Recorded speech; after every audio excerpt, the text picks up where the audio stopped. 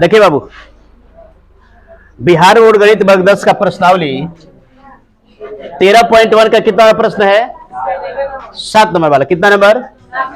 सवाल को पहले पढ़ते देखिए सवाल क्या कर रहा है। कह रहा है कि कोई तंबू एक बेलन के आकार का है जिस पर एक शंकु अध्यारोपित है।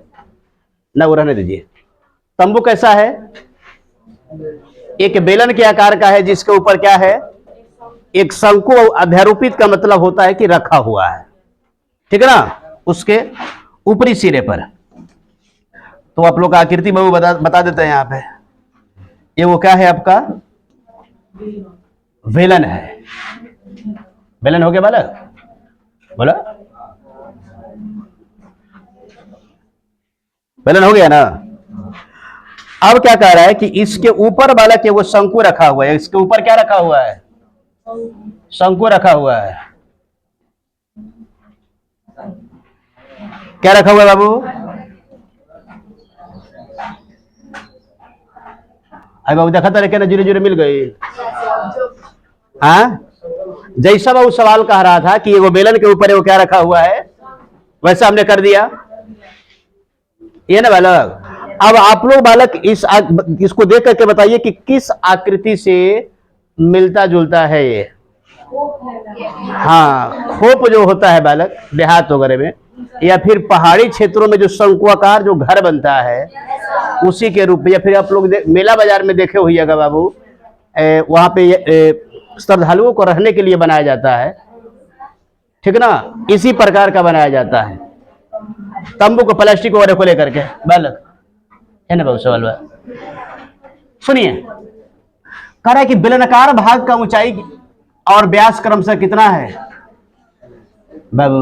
बेलनाकार भाग का ऊंचाई और व्यास इतना है और कह रहा है कि इसकी तिर्यक ऊंचाई 2.8 है। तो इस तंबू को बनाने के लिए प्रयुक्त कैनवास का क्षेत्रफल ज्ञात कीजिए और साथ ही 500 रुपये प्रति मीटर स्क्वायर के दर से कैनवास की लागत भी ज्ञात कर दीजिएगा।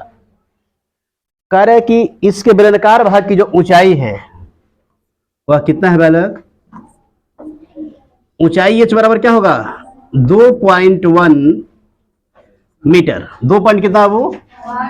और बेलनाकार एवं शंकुआकार भाग का जो व्यास है वह व्यास कितना है बाबू? हाँ, यहां यानी कि डी दिया हुआ है कितना आपका? 4 मीटर। मीटर बाबू, मीटर का बड़ा मीटर 4 मीटर हो गया। तो बेलनाकार एवं शंकुआकार भाग का त्रिज्या कितना होगा? 2 मीटर होगा बाबू। ये वो बात और दिया हुआ है, इसका तिर्यक ऊंचाई, शंकु का तिर्यक ऊंचाई क्या रहना है यहाँ पे?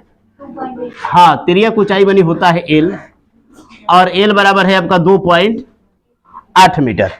तो करेक्ट सुनिएगा, एक तो है कि इस आकृति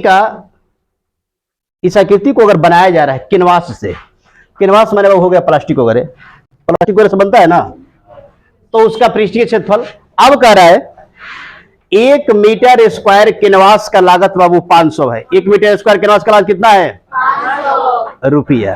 तो कुल लागत बाबू इस आकृति को बनाने में कितना आएगा? तो पहले हम पृष्ठीय क्षेत्रफल निकालेंगे और जितना पृष्ठीय क्षेत्रफल मीटर में आएगा उसमें क्या करेंगे हम? 500 से गुणा कर लेंगे, क्योंकि 1 मीटर स्क्वायर का लागत कितना है? देखिएगा ध्यान से। तो लिखते हैं यहां पे तंबू, कोची बाबू, तंबू के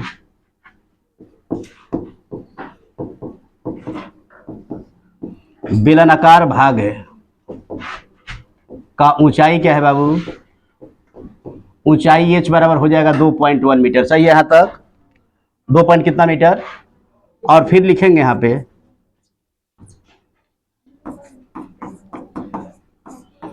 तंबू के बेलनाकार एवं शंकुआकार भाग का व्यास बालक, व्यास डी बराबर कितना है? इसलिए त्रिज्या कितना हो जाएगा बाबू? त्रिज्या आर बराबर उसका आधा होगा 2 मीटर। अब लिखेंगे कौन ची? संपूर्ण तंबू का पृष्ठीय क्षेत्रफल बराबर कौन ची बालक? हाँ, संपूर्ण तंबू का पृष्ठीय क्षेत्रफल बराबर क्या होगा? बेलन का पृष्ठीय क्षेत्रफल प्लस कौन होगा बनी? शंकु का पृष्ठीय क्षेत्रफल। बेलन का पृष्ठीय क्षेत्रफल प्लस क्या हो जाएगा? शंकु का पृष्ठीय क्षेत्रफल। पे चिन्ह कर लेते हैं। तो बेलन का पृष्ठीय क्षेत्रफल क्या हो जाएगा आपका? और शंकु वाला बाबू pi R L. Pi R common हो सकता है क्या? 2h प्लस एल बच गया बाबू। बोला पाई के मान कितना कर रहा है? मैंने चेक करो तो 22/7 कर रहा है। अगुणे आर कितना है हमारा? आर है 2 मीटर। 2 अगुणे एच का मान कितना? अरे 2.1 है ना एच। आयल का मान कितना है? 2 पॉइंट। बढ़िया है बाबू। इतना है 2 मीटर अगुणे। अब भाई देखो बाबू, बालक 21 दूनी 42 हो गई। अब प्लस 2.8 बाबू। बढ़िया भाई। तो 22/7 अगुणे कितना जोड़ा है? 7 हो का बालक? 7 मीटर हो गया। और 7 से 7 अब जगह खाली। तब 22 दूनी कितना हो गया? 44 मीटर स्क्वायर। कितना हो गया बनी? यानी कि संपूर्ण जो तंबू था उसका पृष्ठीय क्षेत्रफल कितना हो गया? 44 मीटर स्क्वायर। अब यहां पे ध्यान दीजिएगा, सवाल अब क्या कह रहा है? सवाल कह रहा है कि यदि कोची बालक 1 मीटर स्क्वायर का लागत, तंबू को बनाने में कुछ खर्चा लगेगा ना, तो 1 मीटर स्क्वायर का लागत कितना है? 500 रुपया। लिखेंगे यहां पे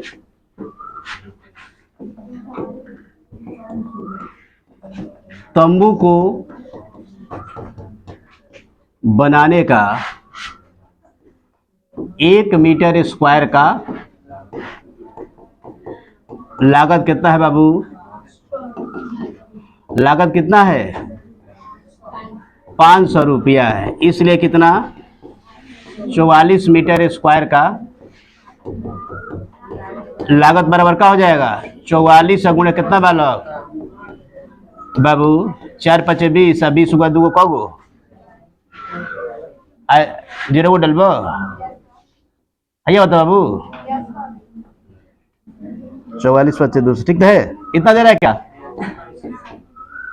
22,000 रुपया में उतारे का तंबू तैयार। तंबू का हो जाएगा बालक? नहीं हो गया आसानी से?